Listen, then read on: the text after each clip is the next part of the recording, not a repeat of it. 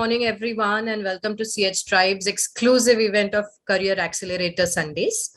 I am Pallavi, your student community manager at cleverharvey. And over the course of the next few weeks, I shall be taking you through a series of sessions to clarify all your doubts about your child's future education and career. So now, as parents, considering educating their teens overseas, we are often plagued by various doubts and questions like when would be the right time, what level of graduation would offer better courses options, and what would be the financially better decisions. So, clarifying all your doubts, today with me are Ms. Tripti Singh, Postgraduate Service Manager at the Red Pen, and Ms. Naima Gupta from Jamboree, discussing going overseas undergrad versus postgrad.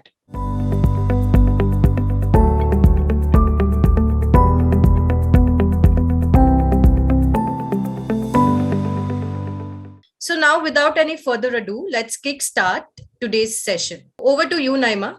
Hi, Pallavi. Thank you. So first of all, thank you everybody for being here today. As Pallavi said, I work for Jamboree. I recently graduated. I finished my undergrad degree from Yale, and I did my high school from DPS Archippuram in Delhi. I'm currently in the process of applying to PhD programs for history this year, and I hope to begin next year, August. In the meanwhile, I'm working with undergraduate students on their college applications. I primarily focus on the US. I help students with their essays, what kind of colleges they should apply to.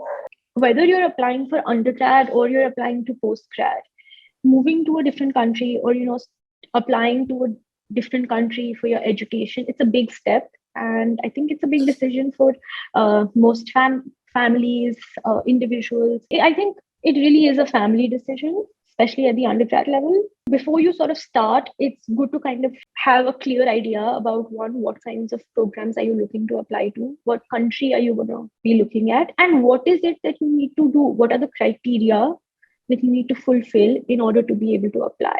There's a lot of discussion often about whether, we should do our undergrad in India and then do our postgrad in the, abroad, or is it worth it to go abroad for your undergrad?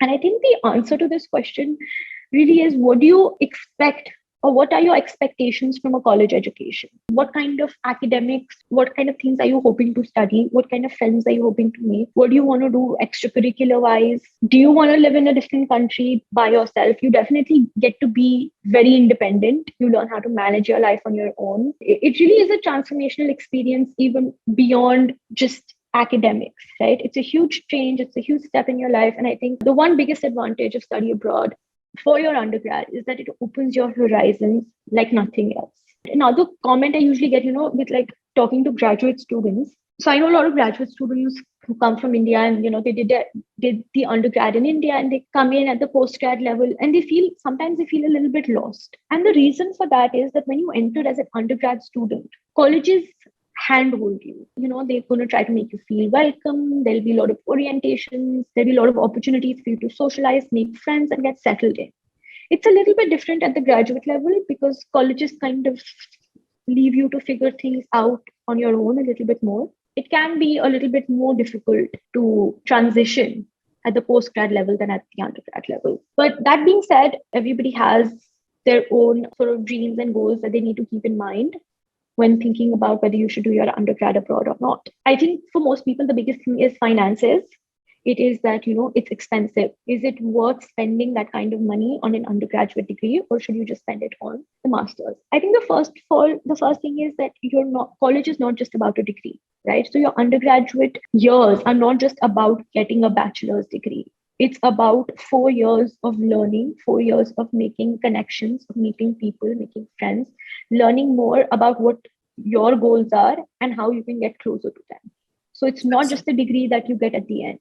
It's about that entire process. For most people, I know that you're able to recover the tuition cost. Even if you don't get a scholarship, you are mostly able to recover the tuition cost in about 3 to 4 years after your studies. If you're studying STEM, and economics, so any science, math, engineering, CS, or economics, if that's what you choose to study, let's say in the US, you can stay for up to 3 years and work there without having to apply for a work visa.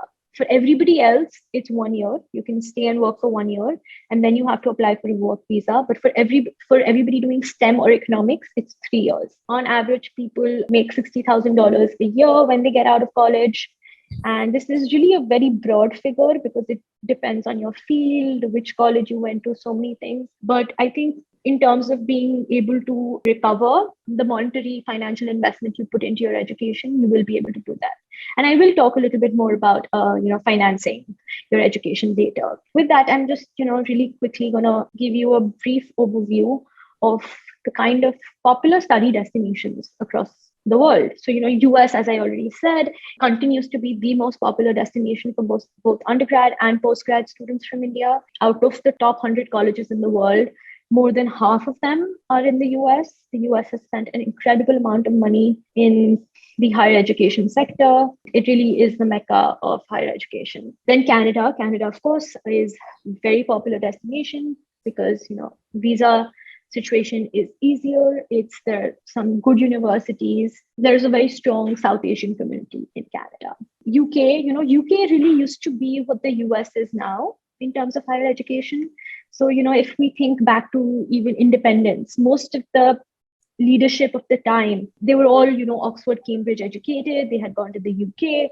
But now you see more and more people choosing to go to the US. In Europe, France and Germany in particular are really popular. Netherlands as well. Germany in particular has become increasingly popular because education is free of cost. So under the Right to Education Act, their education is free, even for international students, which makes it a very enticing opportunity. Then, there has increasingly been a boost in the private education space. So there are a lot of colleges that accept SAT scores. These colleges have a more holistic application process. So they ask for extracurriculars, they ask you for some essays, and this space, like in the next 10 to 15 years, the number of private universities in India is just going to increase. Then we have Singapore. Singapore also remains popular, not least because it's economical and it's close to India. But that being said, there are very few options. There are like 4 to 5 universities, most notably National University of Singapore, but it's very, very difficult to get in. So it's very academic oriented. So they look at your board results, and it's as difficult as getting into, let's say, St. Stephen's, right? So if you're planning on applying to Singapore, I would strongly recommend also applying to other places. You don't want all your eggs to be in the Singapore basket. So the thing with UK and Europe is UK offers almost no scholarships. So it is, especially when you compare it to the US or to the rest of Europe, financing can be a problem. But that being said, there are amazing work opportunities or visa opportunities afterwards. Especially recently, there has been, after Brexit, very friendly work visa options because the UK is really trying to attract top talent and make them stay. So we have seen a surge in applications to the UK. Then I already said Netherlands, France, Germany. These are upcoming destinations. You want to be sure that you pick a curriculum that is taught in English though, right? Because that could be a problem. So Australia and New Zealand are also very popular. They have a top-notch education system, and it's specifically, for vocational training. So for example, they have excellent hotel management programs, culinary programs, a lot of these specialized programs. The downside is that financing can be an issue. It can be a challenge. And also in terms of staying and working after your education. But, if you do something specialized, like let's say culinary sciences or hotel management, there's a lot of job opportunity even when you come back to India because it's such a specialized field. So these are some of the colleges in India that accept SAT scores. Ashoka, Kriya, Flame, some of the IIMs have undergrad programs that accept SAT scores. Now I'm just going to focus a little bit on the US education system, simply because it is the most flexible out of all the above destinations. US has the most flexible higher education system, and I'm going to talk a little bit about that. So the first thing is course flexibility. So irrespective of what you apply for, you can change your major once you go there. So let's say that I applied as an undergraduate for math, which is what I did. And in my third year, I decided to switch, and I switched to something that was completely different. Ethnicity, race, and migration. That's what I majored in, right? So like poles apart, but the curriculum is designed to give you that flexibility. I think that for me, one of the biggest motivating factors to go to the US was that I didn't know what I wanted to do. And I wanted the opportunity to explore different things before I made a decision. The second is also that most colleges need you to declare your major by the end of your second year, but even beginning of third year is okay. Then the third thing is that you can mix and match subjects. So many colleges have what is called a minor. If you take a certain number of courses in a subject, you get like a mini degree in that. It accompanies your main degree. The other is that you can major in more than one thing. So for example, you could major in CS and political science. So this is an option for those people who have multiple diverse interests, want to do different things. It works really well for them. We come to duration flexibility. A typical undergrad program is 4 years, but some people, they get done with the credits earlier on and manage to graduate in 3 years. So the advantage, of course, is that you save on tuition and you start working sooner. But you can also take up till 5 years. And, colleges allow for you to take time off. So during the pandemic, a lot of people in my year, in my batch, they took a year off in COVID. And then after the pandemic sort of settled down more, they resumed.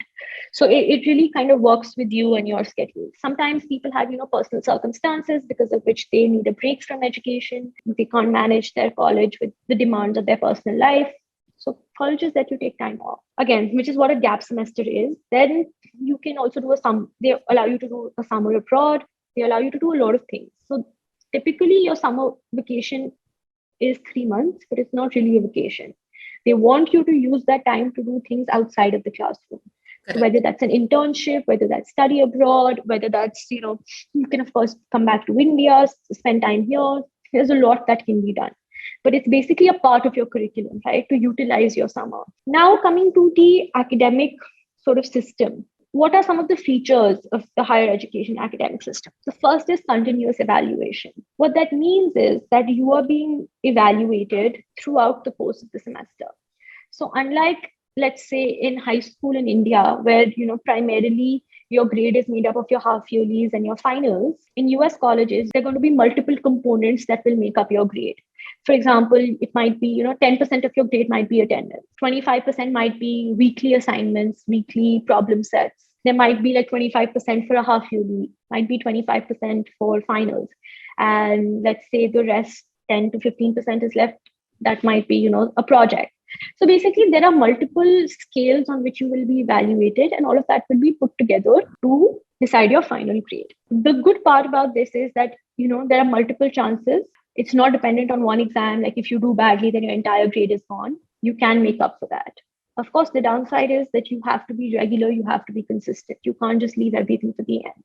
The second is practical learning. Many times you can earn credits for research that you do, or you can apply for research credits, and you can apply, if your program permits it, some of the internships that you do might also give you credits.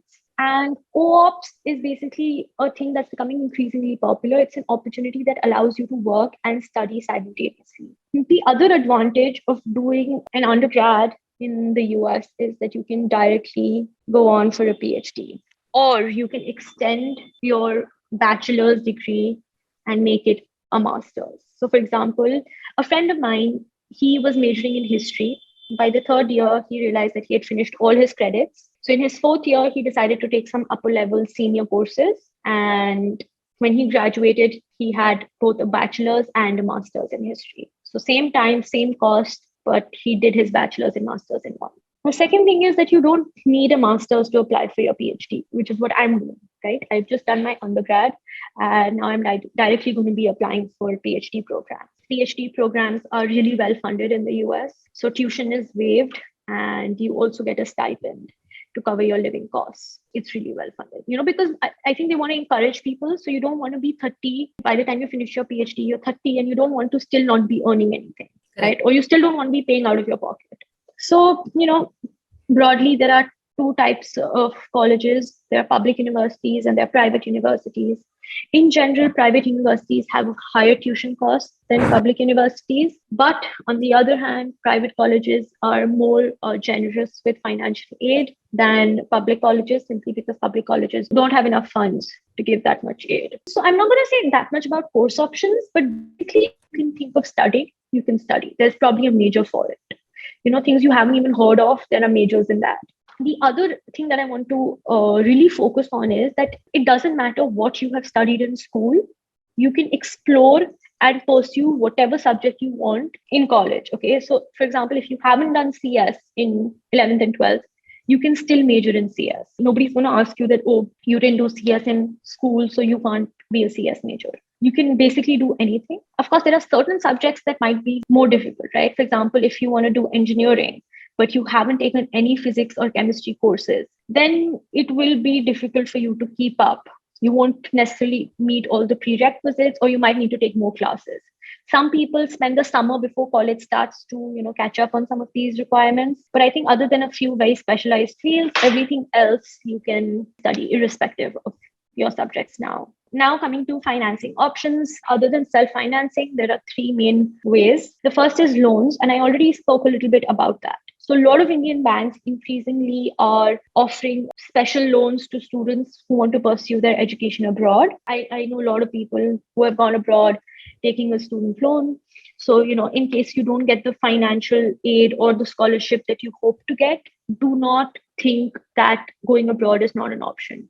And I really want to stress this, that because I think not enough Indian students consider taking a loan, but you can easily recover that money, pay off the loan, and you will have something very valuable for life. Okay. So do consider this. I don't know anybody who has regretted taking a loan for their education. So I don't know anybody who said, I wish I hadn't taken a loan for my education. Everybody is glad they did it. So there are two types of scholarships, need-based and merit-based. So need-based scholarships are given based on your family's ability to pay. So they're going to ask your whole family's income, the number of dependents, and then, they have their own formula.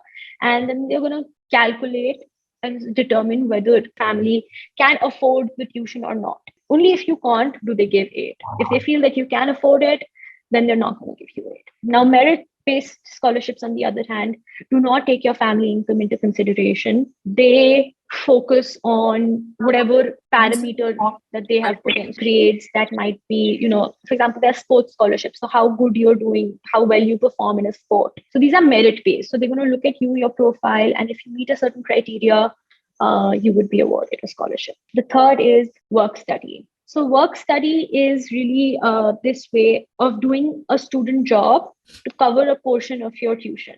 So, for example, your university, you might have an agreement with your university that you work 15 hours on an on-campus job.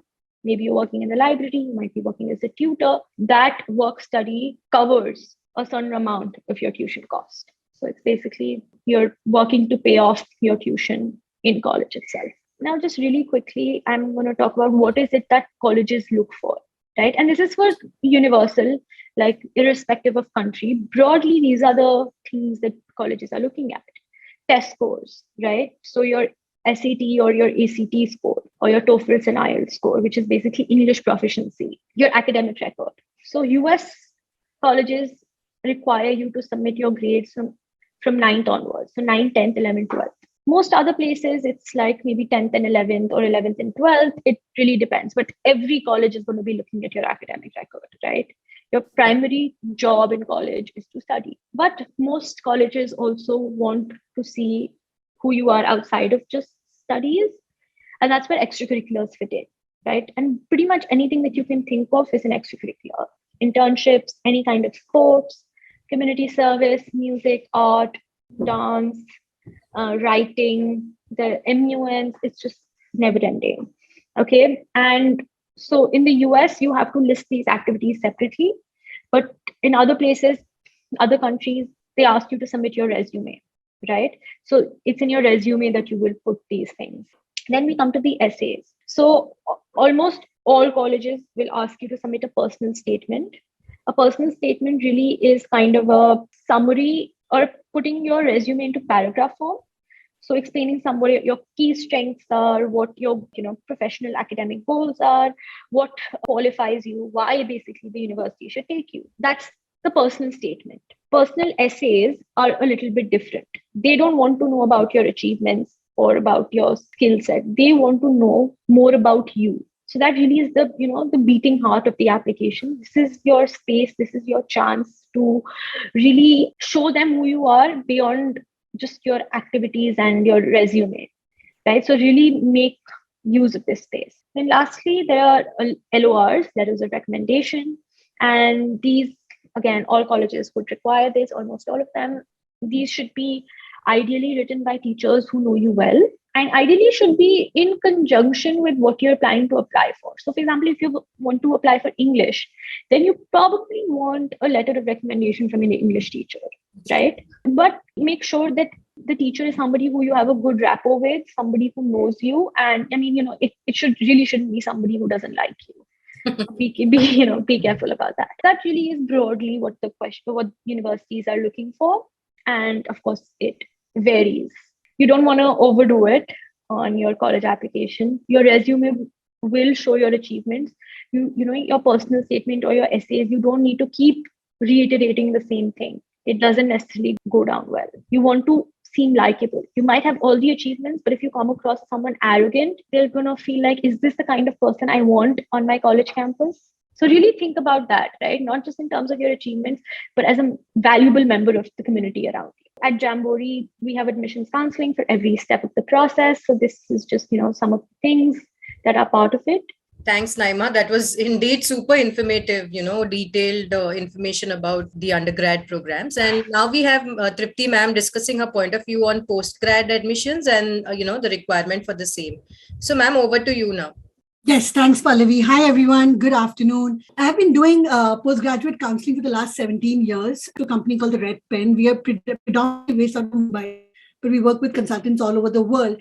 And I think the idea today, and which is why, it works for a company like cleverharvey, is to bring out the most unbiased, the most objective, and the most updated information to the Indian parent, to the Indian audience, or an audience of Indian origin, because it's really the amount of information out there. And so it's really important to come together and truly give you a platform and a safe platform to understand how it applies to you, all of this information, and what are big questions about it. So Naima has already covered the undergraduate landscape, and I do agree with it being a family's decision, and even to a very large extent postgraduate study, and which is why I've kind of broken higher education or postgraduate studies into 3 columns for you here. Once a student in college, beyond college, because college is all about experiences, building network, a lot about developing the style of thinker that you're going to be here on. It's not as much about study skills per se. So, when we're looking at a higher education, sometimes people want to go abroad just to build a certification in financial engineering, certification in analytics, certification in understanding Victorian literature specifically. And you don't want to spend a lot of money or a lot of time just that one key area of expertise building, which is where a diploma or a certification would come in, and the visas for those. And then there are masters, and masters are of various kinds, right? And predominantly, depending on which country you're going to get your masters, it's going to be a 1 or 2 year commitment for you. So there are a lot of options available, which may not be directly related to your undergrad. Because you have an LLB today, and then you decide, well, you know what, I really don't want to be a lawyer. I want to get into consulting now. So then you go ahead and get a management, for example, or you have an engineering degree and you feel like I want to get into management, engineering management or technology management. So masters is a lot about playing and truly leveraging that strength that you have in an area or in an industry. Saying, okay, this is the area, this is the space I'm going to build my job ready skills in, and therefore be recruited to the top companies and be recruited for a role that truly speaks to the person who I have become over the few years. PhD is definitely more focused on academia. Does that mean that people will only get and become professors? No, it doesn't mean that. It means that, while you did your undergrad in history, and then you were potentially thinking, I'm not done yet. I still don't know my area enough that I can actually claim to be a subject matter expert, right? And which is when you get a PhD and you get into the corporate world after a PhD, and that's absolutely okay. We have applicants who do BA and then they go into a PhD in management as well. So there's nothing really stopping you from declaring yourself at some point in your career, whether it's fresh off the bat, in which case you do an integrated PhD, which is MS PhD, something that Naima is planning to do, or go and do a professional PhD. But there's nothing that's stopping you from at any point saying, well, I really want to establish myself as a thought in this space or in this concept, and going ahead and getting a PhD degree. So then what are the types of masters that students can aspire towards? The typical one that we are aware of is the way we study at colleges in India, which is a taught master, which is a professor comes in potentially with a teaching assistant, the classroom engagement, and there are projects that are assigned, and there is work that is assigned, and there are submissions that happen. There will be exams as well. So it's a combination of all of that. Then there are research masters where you go in, have a mentor, a research mentor, and then you are doing some lessons potentially in the first semester, but then after that, your entire 3 semesters are going to be focused on research. And you're going to graduate with a master's degree, provided you met all the criteria for your research. Then there are professional masters. Now, very often, especially with our technical fields, right? I mean, MBBS, engineering, architecture, law, our technical students, they want to work for some time after they've finished the undergrad. They want to experience their workspace, which is, they would not apply for a direct master's, which is inherently for fresh graduates. Of course, no relation to how much work you can apply for as a fresh graduate, barring some programs. So then people 5 years, 7 years work experience would look for professional masters, which is called upskilling, which is saying, hey, I'm a data scientist, but now I want to study the newer advances in the field of data science. I'll go in for a professional master's for data science, which expects me to come in with very strong understanding of the application of data science already by virtue of the professional that I am. The professional masters. And then there's an MBA. Now, an MBA is a master's, but again, in terms of the way it has been visualized, the way it has been implemented in the world, you expect it to come in with a lot of knowledge and understanding of the professional workspace. Typically, a tier 2 or a tier 3 B school will not consider you a strong applicant if you do not have at least 3 to 4 years of work experience. So the better the school, you'll realize that the average work experience is years, 8 years. And of course, if you go over a decade, then you go into executive MBA models, right? The idea is it is for mid and senior level professionals. It's not for fresh graduates studying a BBA or a BCom, which is, by the way, a management undergraduate degree. And now you're again asking for another in business administration, which is another management degree. So you're not going to be able to justify. You need to work. You need to understand why you want another management degree again. So and MBA is something that, contrary to the way we offer it in India, it's not something that's available for fresh graduates nationally. It is for somebody who's working and then applying to B school for specifically MBA. So these are the typical landscape of what you can expect if you are going abroad for your master. Like Naima said, there are, of course, various aspects to an application, which across the countries pretty much stays constant. What changes is the focus that they have on one component over another. For example, a standardized test is more important in the United States, then in Canada, then in the UK, and Singapore may not ask GRE or GMAT. Most of them will, but some of them may not at all. But it's hard to find a good in the US that will tell you that, we will absolutely not look at it. I think the only one that I'm aware of is Stanford. That if you have a GRE, don't bother. I'm not looking at it. The others are saying, well, you can apply for a waiver. We recommend it. It's optional, which means, hey, give it. If you can give it, right? So there's some of the components, right? There's a resume. And if you're doing PhD, there will also be a curriculum vitae. They're 2 separate documents. And your resume cannot be more than a page long. One side of one A4 size sheet. It takes a lot of effort figuring out what your impact truly is in your life. There are interviews, there are standard tests, there are financial documents. And to Naima's point, the US considers every international applicant for a merit scholarship. You don't have to declare need. You are considered for a merit scholarship just by virtue of clicking submit on your application. But what happens in the postgraduate status, fellowships start becoming an option. So if you're looking at the social space, the Chevening Fellowship UK becomes an option. The Schwarzman becomes an option for some universities in the US. So certain private endowments become an option. And in fact, if you go to the tuition and scholarship page of any of these websites, whether it's in the UK or Europe or Canada or the US, they have certain endowments, private funding, which is from their benefactors. And if you are eligible for it, for the scholarship for women in STEM, then you are eligible for it, you can apply. Or for male student, then if it's eligible to you, you can apply. So you can actually make a list of private endowments that you potentially could be eligible for and apply for. But submit transcripts as well, and you have to do essays. And these essays are written documents. There's a statement of purpose in the United States, but then it's a personal statement in the UK and the Canada. And the focus does shift into what you're presenting SOP versus what you're presenting in a personal statement. But then there are video essays. Sometimes you have to record. They give you a record yourself speaking it out. And then there are interviews as well nowadays. Initially, it was more like the business that were interviews, but now engineering schools and schools of social sciences are doing interviews. So interviews have become a big thing during the COVID times. And then, of course, there is the question of the 15th year versus the 16th year. When you're doing an undergraduate degree from India, which is typically 3 years, and how do you make it eligible for 16th year in the United States and in Canada, in North America potentially? And I'm not going to talk too much about it. If you have a question, I'm happy to answer it later. I want to also spend 2 minutes talking about standardized testing. Right now, what is standardized testing? Standardized testing, if I can just explain it to you, it is like a board exam, right? Because everybody applying to an international campus comes from various ways of being taught and various rigor in their curriculum. And of course, you're giving transcripts, but somewhere universities just want that standardizing process, which is like, how can I gauge your academic rigor vis-a-vis the other student who applies from Bangladesh or from China?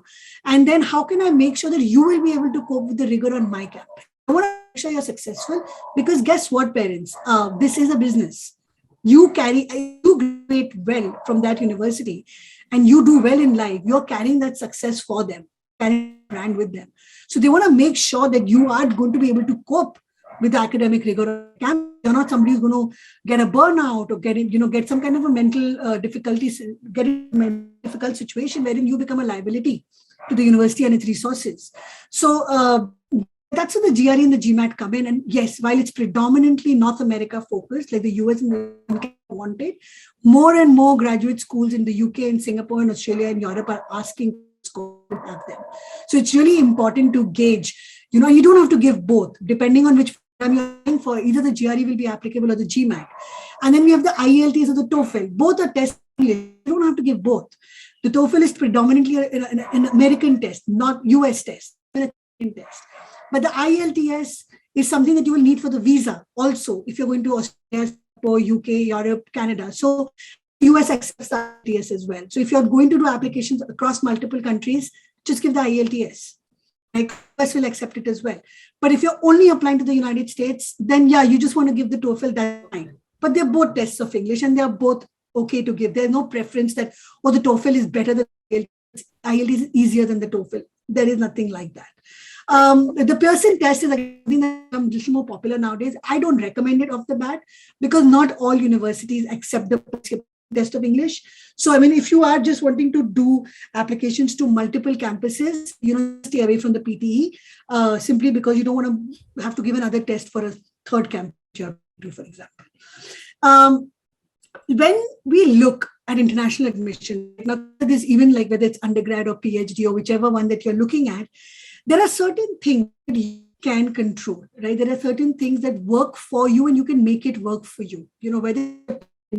Whether it's the way you present your narrative in your essays, whether it's the way you present impact. These are things that you can start working on from today. Even if as a family, you're school and your family decide, we're going to go abroad for your masters. You can spend years really strategically building the talent, building the voice, and making sure where your data needs input. Where do you need tutoring? Do you really need to be able to study? Are you going to be able to do well if you take this versus that course? And once you've kind of figured this bit out, you have 3 years of college to plan it. You build a very strong profile, which can be considered competitive. So then even as a grad, if you're saying, Miss, I want to study computer science at MIT or I want to study business at London Business School, you're really being stressed. You're not really stressed about the fact that, will they consider good enough? You've worked for 3 years really, really smartly. Chances are that your profile is therefore going to stand out just because you've worked so diligently on it, right? There are things which are not in your control. There is, of course, financial aid. If you do apply for financial aid, and like Naima says, some schools need it, which means that if you need the money and they don't have the funds to give you, they will reject you. But that's but if you need the aid and even if they love the profile, if they don't have the success that you asked for, they will reject you. They're not going to sit on the negotiating table with you and say, "Thoda kam kar de, aap 40% mang lo." That's not how it works, right? So, that's something that's beyond your control. Priority from somebody who wants to build a new cancer cell lab. And so, therefore, people who have an inherent interest within public health, for masters in public health, have an inherent interest in cell biology or cell work, doing experiments on cells, my preference over somebody who's doing maternal and child care, right? So even though it's a public health program, the fact that you will be a direct entry into the new lab, right, is an institutional priority. And they're not going to tell you that. They're not going to come around and say, hey, by the way, this is an institutional priority for you. And then there are demographics, right? To Naima's point, colleges, whether that's undergrad school, it's all about truly making your experiences work towards making you a holistic and a more aware and a more growth mindset focused person. So that has to be diverse. You can't have a class, you're coming from Delhi and you have a class full of Delhiites. That just doesn't make sense. So universities go above and beyond to try and safeguard that diversity. So they will pick a student from Jabalpur and they'll pick somebody from Ichalkaranji over a student from Mumbai. You know what? We just have too many Mumbai applicants this year. We'll just get one from Mumbai and we have 12 other seats from India. So we take people from tier 2 or tier 3 cities. So there is a demographic, there is a diversity, and you don't know what is so unique about your profile that might stick with one university over the other, right? So you have a list which is very well balanced. You're doing diverse college applications. And you also want to make sure you understand that while you are gauging a university for its fit to you, whatever your priority, they are also gauging your fit to them. So you want to make sure which is the right fit for you. So they can also see that you are a right fit for them, right? You apply to Harvard just because 20 other friends are applying to Harvard does not mean that Harvard is the right fit for you. You rather graduate from a university with a 4.0 GPA, which is the highest, than from Harvard with a 2.2 GPA, which basically means you're not getting any interview. And that's the reality of graduate school, that you want to make sure that you leverage your experiences to get that next job, right? So it's very, very important. The right fit is critical. When we consider a timeline, now this is the timeline potentially to let you understand that this process begins a year in advance. If you are in college already, it's a good time to start planning your profile. Because third year, if you're in a 3-year program, this summer, when you started third year is when your application work begins. January, you'll apply. And by May, you'll have your admits. And by then June, July, you're spending on visa work and leave for a fall intake. So of course, there are spring intakes as well, but typically factor in whole of really working towards your applications to make them truly, truly remarkable. I did want to also just stress on the countries, and a lot of time parents or students also, they have questions about, should I do a 1-year program versus a 2-year program? That's very subjective. That's really dependent on the goal of the applicant out of grad school. So then, those are conversations we would have in a second session. But this is just to give you an idea of the landscape of what are the exams, what do you need, how long is the stay back opportunity? Like, in Australia, for example, you get a 2-year extension on your visa to stay back, much like in Canada. Canada, after the years, hopefully you've gotten a PR. That's it. But in Australia, if you don't get your PR or for some reason PR, you can ask for a further 2-year extension, right? And Australia for finance, for example, is phenomenal. Australia psychology is at par with the United States. So there are some programs that you can study in Australia which are so stellar, but we in India are just not aware of them. Right. And the stay back opportunity is even better than the stay back opportunity in Canada because of the point system that they have. So, the US is only offering 3 years on STEM, but 1 year if you're a non-STEM program, right? Now, if you're going to study psychology or economics, but if you don't want to do econometrics or you don't want to do statistics and psychology, that's not your core area, get a 1-year stay back. So versus say in the UK where you get a 2-year stay back. So these are things that we talk to families about. We talk to them about their goals. We understand what is the student's goal outside grad school. And that we'll make some recommendations. But there definitely is an opportunity in every country for graduate studies. And why I'm saying every country, not India included, is because in India, you don't find grad school options to study. You don't get a lot of the programs that, you would want to study as grad school options, unfortunately. Costing is also very, very critical. Looking at grad school as well, whether it's a loan or whatever, you're funding it yourself. You want to make sure that you're aware what it is that you're committing to for 1 year or 2 years. It is a commitment at the end of the day. Of course, loans, as Naima said, are very well planned by institutions. And, there are loans which if you're an adult, so whether you're going as a high school or as an undergrad adult, you can take the loan on your name and your parent can be the guarantor. So the EMIs only kick in once you graduate.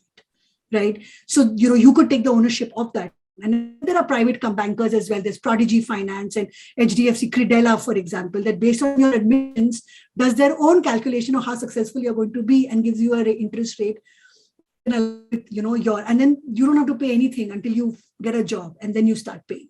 So there are these in the market that are definitely encouraging of you to consider international education. But that is the big question, according to me. As an Indian parent, I understand that, I really need to make a family decision here because it's a lot of funding. This is why I thought maybe this can get you as a family started on understanding, should I look at undergrad or look at postgrad? Does your child know what to study? I want to do engineering. I'm committed to it. I know I want to do psych, or I know I want to do marketing. If child knows, and if the family is willing to dish out 25 lakh plus tuition fees per year, you can consider Canada and the United States for undergraduate study. And that's great, right? Because the UK, you do 3 years, same thing. It's not a liberal arts approach. You don't study economics, but you also study history on this. You do economics for 3 years, you do history for 3 years. But if your child does not know what to study, okay, then you want to consider liberal arts approach. Now, the liberal arts in the United States, they do it beautifully, but it's a big ticket, right? It's 25 lakhs minimum per year. 4 years of education. So if that is the case and you do not want to dish out more than, you're like, well, I'm comfortable paying 15 lakhs, but I'm not going to pay more than that. Because Netherlands has fantastic liberal arts options now. Every fantastic legacy school in the Netherlands now has a university college. So the Erasmus University College, TU Delft University College. So if you go to the main campus, you study 4 years. But if you go to the university college, you do liberal arts for 3 years, right? So, you want to consider liberal arts country which is not US, but it's still liberal arts for your child. And if you feel like, okay, well, all something that we rather just save up and we get a master's later on, liberal arts in India, like Naima said, great opportunities, fantastic exposure, great internship opportunities coming out of these liberal arts colleges. Very good harboring grounds for building academia and building a focus in your area of interest. Go ahead, parents, take a screenshot. But yeah, this is, in a nutshell, postgraduate versus undergraduate, saying, okay, as a family, if both are great options, but you're getting to study what you want in India, you want to save that money, you can. But for postgraduate, those options will be very, very limited. So then you can for postgraduate. Actually, quite eye-opening, ma'am. Thank you, for sharing your experiences and knowledge with us. We've got a lot of questions coming up. 2-3 parents are asking for, guidance on MBBS abroad. For medicine, I think the US works a little bit differently than some other countries. So, for example, over here, you directly go to medical school, after you finish 12th. But in the US, you finish your undergraduate degree, and then after that, you go to medical school, right? So it's 4 years of undergrad, and then I don't know how many years of med school, and then you do like an internship, and then you become a doctor. So it's a long process, right? In the UK, I think it's similar to India in the sense that you can directly go to medical school after after high school. You don't necessarily have to go to a college and then medical school. So that's really it. But medical schools, at least, across the world, they're notoriously difficult to get into. I don't know much about it, but this is what I do know, that in the US, at least, you need to have a college degree to apply to medical school. In other places, you might want to see what the requirements are. Okay, may I add here? So when you look at studying medicine, like Naima said, if you've decided that you definitely want to study abroad medicine, right? You still need your physics, bio, math combination, whether you're IB or CSE or ISC, whatever. But you may not be able to align that with the NEET exams, the entrance exams, because they will clash in terms of the timing of the international board. So the first thing is that if you're considering medicine is in India, plan B is abroad, then you want to safeguard the NEET entrance exam and CBSE board. That's the first thing.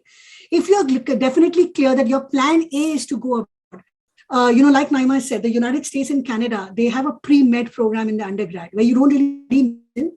You go to college, you study all the medical requirements, then you give the USMLE exam, and then based on that, you get into a medical school for 3 years and then residence for 2 years, and then you are qualified as an MD directly. But in the United Kingdom, even in Eastern European countries, which are okay with international applicants coming in to study undergrad, you will apply directly after your bio, math, physics course, and then there will be entrance exams to give, like Oxford will have its own, King's College. And then if you've cleared that exam, there will be an interview round, and after that, you will be committed to studying medicine with. On the postgrad level, a lot of applicants who've done MBBS in India, and the last year of the MBBS, they start their USMLE entry. And if you're getting through your USMLE well, which is, by the way, a really, really competitive exam, then you can apply for med schools internationally directly for the resident program. But it's really, really hard to crack that. So, if you're considering medicine in North America, then chances are better you do an undergrad abroad, so that while you're in that system, you're preparing for your pre-med courses, prerequisites, and then you can get into with the USMLE, because the support is just better there. But if North America focus, then considering UK or even Eastern European countries, Bulgaria, even Shanghai, not Shanghai, but China, for example, are countries, places where you can definitely, with a good physics bias, clear the entrance exams and get into an undergrad medicine program. Ma'am, there's another question that says the financing option that you showed for US, are they same for other countries as well? If we're talking about the undergrad level, I think I spoke about financing options elsewhere as well. So loans are pretty much standard, right? You get, like, if you take a loan from a bank, and ma'am spoke about it, it really doesn't matter which country you're going to. So that's fine. Merit-based scholarships, again, all over the world. Most colleges have some kind of merit-based scholarship that they offer. Many of them have special scholarships that you can apply to, but you have to apply to those separately. So just applying to the college itself will not cover it. There are specific funds that you can apply to. And one example, like for example, for US, but this is true for other colleges also, the Tata Cornell Scholarship. So there's a specific fund which is only for Indian students applying to Cornell. And every year they, fund the education for a couple of students. So there are a lot of specific programs, financing options that you can consider. And it really is specific to where you're applying, which college, what you plan to study, etc. But loans, pretty much standard. Merit-based scholarships, almost all of them have it. Need-based scholarships are mostly restricted to the US, and that to the top colleges, and Oxford, Cambridge. Oxford, Cambridge also gives scholarships based on your family's income. There's one question, I think for both of you. My child is in 11th and she wants to do hotel management. I was thinking making her do her undergrad from India and the master's PG from abroad. So please, if you guys have any view on that. When we consider hotel management, I think studying for an undergraduate years in India is a great idea. The only thing is I would go a step back here first. I would first try and understand that if this is an 11th or a 12th standard student, how sure is he or she of committing to something as niche as hotel management up front and center? That's the first thing. I don't want this child sitting for entrance exams, getting into the institute, ITM, Aurangabad, and these really competitive and amazing programs. There's Hyderabad, there's Aurangabad, there's Mumbai, all of these fantastic hotel institutes, and then 2 years down the line realizing this is too niche, this is not for me. So it's very important that years 11th and 12th be spent in exploring the F&B space, the culinary, the client servicing, the entire gamut of what it means to be in hospitality. And then saying, this is lines with who I want to be, and committing to it and giving those entrances, right? And the other catering of Hyderabad, ITH, or Hyderabad, you want to make sure that you are really, really beating the exams, doing well for those 3 years, work for a couple of years, and after which, if you feel, look, there's still a knowledge gap in what I know about hospitality, considering in Australia or Switzerland or France even is a fantastic idea. You might feel like, but I really know what I wanted to know. I've worked for a couple of years. I have the knowledge. It's now time to get into the general manager level and, get into consulting in hospitality and then do an MBA after that.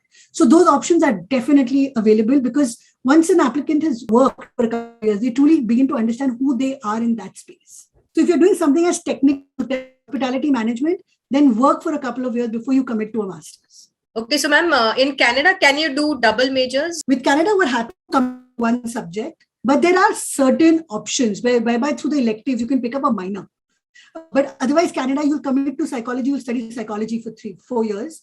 You could do a minor in analytics by virtue of the electives that you pick up. When we're looking at a grad school perspective, grad school, like I said, is specialized knowledge. Right? So unless you're going as an engineer into master's in finance, which is a generalized master's degree, right? In which case you will be in finance, but you will only get that one degree. You will typically, with a BCom as a specialization in finance economics, you will go into masters in quantitative finance or financial engineering and things like that, by doing one course of study, right? But from an undergrad perspective in Canada, getting a minor is.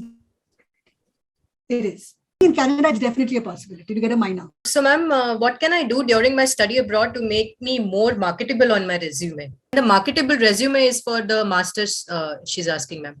Looking at a grad school, if you are in specifically in the UK, then typically the program is for 10 months. If you look at it from that, so you will not really get a lot of time to go in and then take some time in an internship. It'll be a lot about multitasking and making you available to you on campus itself, right? So the networking opportunities, the club activity, guest lecturers and following up with them, those are the things that you'll be able to do. So it is far more intense because it's in the United States, when it's a 2-year master's, it's spaced out quite a bit. You don't really have lectures Monday to Friday, every day, morning to evening. There are a lot more opportunities, therefore, to go out, seek internships, do maybe a study abroad as well, part of activities, and then, have leadership roles there also. Remember that when you are recruited, what's going to happen is that your transcripts or your GPA is something that's going to be on your resume. You want to make sure that you do a lot of those other activities, a lot of that understanding your subject, so that you have conversations that you can make with your recruiter in your interview. Your interview can be about, well, I did so well in computer science. Look at the 3 projects that I submitted as projects to my professor. A lot more about, well, you know what? There was one hackathon that I took part in, and then these are my experiences through the hackathon. We came third, sure, but this is what I learned. And those are the conversations that are just above and beyond that truly make you marketable. Also, to add to that, I think, masters is a very broad category. It really depends on which field and which industry you're in. Absolutely. So, and also depends what your goals are after your masters, right? So if your goal is, for example, to get into a PhD, then you should focus on very different things for resume building, right? Then you should try to get research opportunities, etc. But I would say one thing that you definitely should be doing is finding a mentor, somebody who can lifelong write stellar recommendations. Because unlike the undergrad, after your masters or at the postgrad level, recommendations are everything. So, this is really it could be a professor, it could be somebody, who you work for, it could be an internship you did. Develop a relationship with somebody who will lifelong be a mentor and will give you a good recommendation and will help you navigate the rest of your career. What would you suggest to students who have opted for commerce in +1 with math in CBSE for pursuing post-grad abroad in courses pertaining to fintech? I would suggest you get in touch with me and let's discuss a little bit about your goals. Because if you are in 11th, 12th right now, and if you're thinking fintech, then there should definitely be an alignment towards you studying engineering for undergrad. But I don't want to just say that blanket because it may not align with who you are as a person, what your strengths are. So we can definitely discuss a couple of other options for you, which will directly align with fintech. There are multiple pathways to get in there. So happy to connect otherwise. We'll take the last question for the day. Will the US and Canada undergrad both as good, or US will be better? What are pros and cons for both? I mean, I might be biased just because of my undergrad in the US. But see, curriculum-wise, they're both solid. There are a few factors to keep in mind. One, of course, is cost that you need to factor in. The other thing that you want to factor in is what will be the environment, what the location is, right? And people don't take this seriously enough, but I think it's very important. I know people who end up in colleges that are in the middle of nowhere, and there's nothing to do, or they're, very white schools, and people have a very hard time sort of settling in there. So kind of do some research on the school that you're going to be going to. Remember, you're going to be spending 4 years of your life there. That will be the home. That will be where you come back to every day. So you really want to keep that in mind. In general, the US undergrad curriculum is as flexible as it gets. It has the most amount of funding. So there is no denying that it is a fabulous education system. I'd also like to add here, and just to exactly what Naima said, the US is flexible. So even if you go in as a mechanical engineering major or you go in as a history major, you still got to do your subjects. You have to do your math and your writing and everything else. Canada is much UK, much like India. You're going to do one subject and you're just barely going to have a lot of cores. So if you're somebody who's not sure what you want to study in your undergrad, and you kind of want to keep that option for yourself, and you're like, I may switch after second year. I may switch my major into I'm not sure right now. I don't want to put all my eggs in the engineering basket or in the finance basket or in the film basket. It might be a better opportunity to be in the United States because 85% on a yearly basis, students in the United States switch their major. So it's important to know that when you're going to Canada, you have some core, but they're not as flexible about you in majors.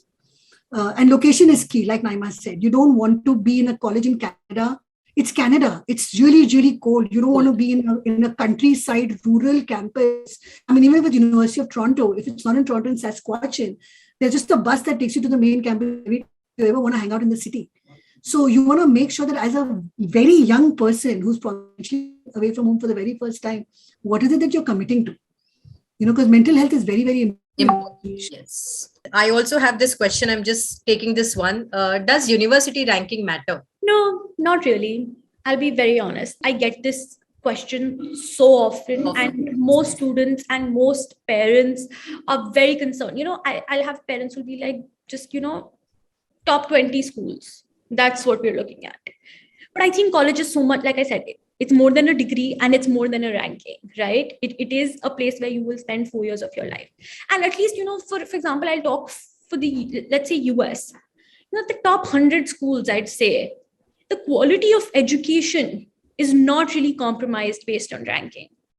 So what could be different would be the amount of funding a school has. I mean, Howard and Yale and Princeton, they're just notoriously wealthy, right? So there is definitely more money there.